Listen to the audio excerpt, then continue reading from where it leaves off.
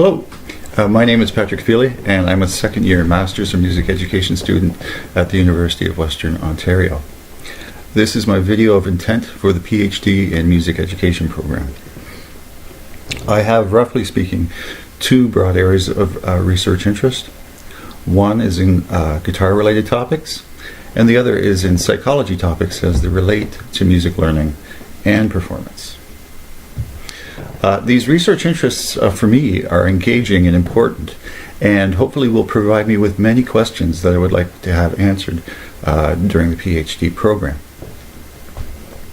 First of all, guitarists are notoriously bad sight readers, and so I'm interested in the cognitive processes involved in sight reading for that instrument. The paper I wrote last year outlined the cognitive and motoric processes during sight reading, and I structured them on, sort of mapped them out over top of an information processing framework. This paper explored the processes of encoding through the eye, translation from sight to audition, the short-term memory capacity and use of chunking, as well as, of course, long-term memory topics such as storage and retrieval, perception, which closely aligned with Gestalt or organizational principles. I brought into the topic of priming, procedural memory, sensitive periods of learning, and auditory feedback. Now, a definitive sight reading text for the classical guitar has yet to be written, and a text informed by current psychological literature would certainly be welcome.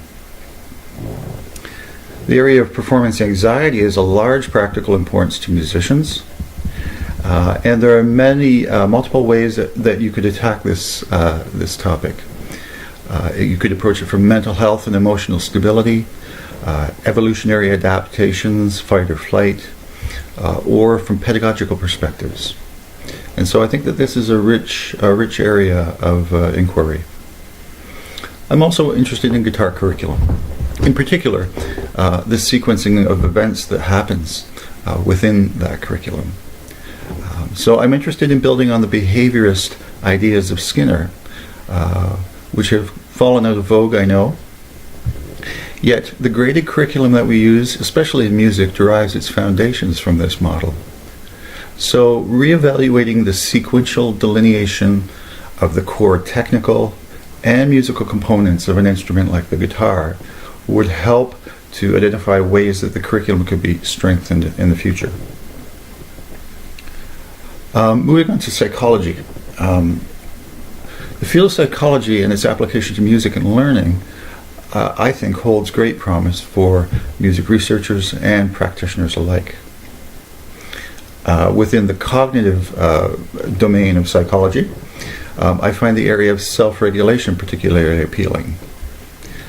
Goal setting theories, student perception of self-efficacy, as well as the metacognitive processes involved in the focusing of attention, for instance, self-assessment, self-evaluation, all make this also a very rich field to mine.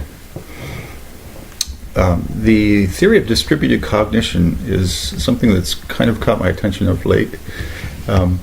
Basically, this theory posits that even the simple act of writing a telephone number on a piece of paper is an extended cognition outside of the brain, cognitive offloading.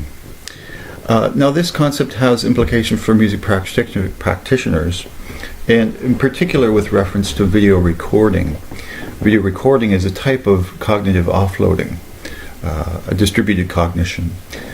So students who receive feedback through video recording are afforded the ability to engage in a much more in-depth analysis of their performance.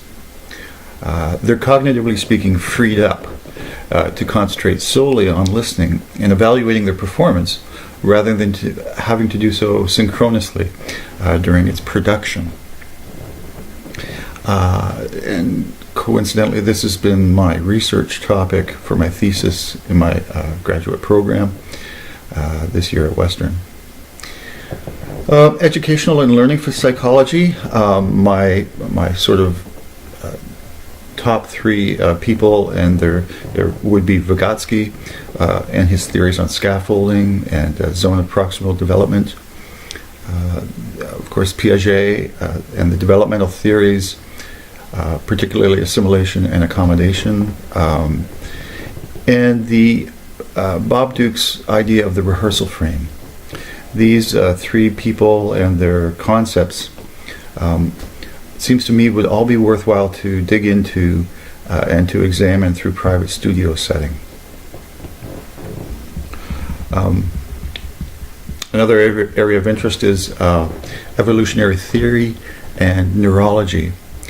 And I think that these areas help to show why things are the way that they are and how they operate on a biological and behavioral level.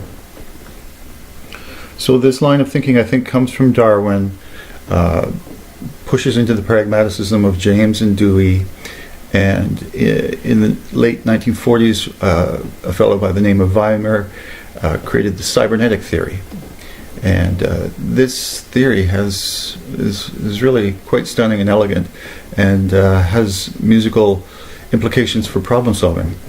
So this theory basically says that goals are activated to guide behavior, and then decision making takes place to select an appropriate action to move toward that goal. Then action takes place, and then the consequences of that action are interpreted through feedback and are analyzed using pre-existing knowledge. Finally, the current state, the final product, is compared with the goal to detect any mismatch. If the current state and the goal match, then the goal has been accomplished. If a mismatch is detected, the cycle would then begin again with the same goal in place, and another action or strategy would be selected in order to attempt to move toward the goal. So it seems very cyclical, like self-regulated ideas of Zimmerman, and many of it seems like what I see in my own practice in the studio as well. So that also could be mapped somehow onto practicing, I think. I'm interested in the way that the brain operates when making music. And in particular, I'm interested in the dopamine reward system and its effects on musical practice and learning. And one of the very, very interesting schedules of reinforcement that Skinner delineated was his